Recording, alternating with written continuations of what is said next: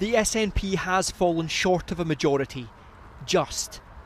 But Nicola Sturgeon's party has won this election with a record high vote share, and propped up by the Greens, the Scottish Parliament does have a majority for a second independence referendum. The SNP leader immediately promised Scots they will get that vote, and she dared the Prime Minister to stop her.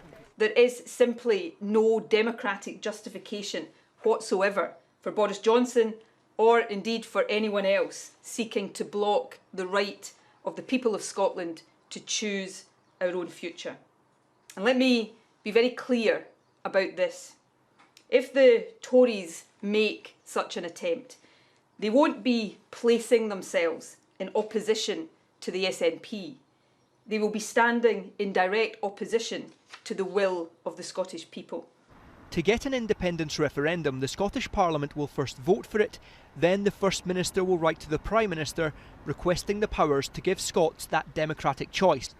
Tonight, Boris Johnson has written his own letter to Nicola Sturgeon, inviting her to a summit, notably with this line: "We will all have our own perspectives and ideas, and we will not always agree, but I am confident that by learning from each other we will be able to build back better in the interests of the people we serve." Well, our message to everyone, including Nicola Sturgeon, is that now's not the time to be having another divisive referendum, another bout of constitutional wrangling. Nicola Sturgeon's now relying on the Greens, and their leader told me today he will prop up her government, and he does back her strategy for a referendum. The longer they simply say to the people of Scotland, you're not allowed to choose your own future, the more they will be pushing the people of Scotland in the direction of insisting on independence. If the Prime Minister says no, will you support Nicola Sturgeon to go ahead and dare him to stop you in the courts? Scotland's future should be decided by the people of Scotland, not by Boris Johnson. And I think it's entirely legitimate to put the question of Scotland's future before the people again in a referendum.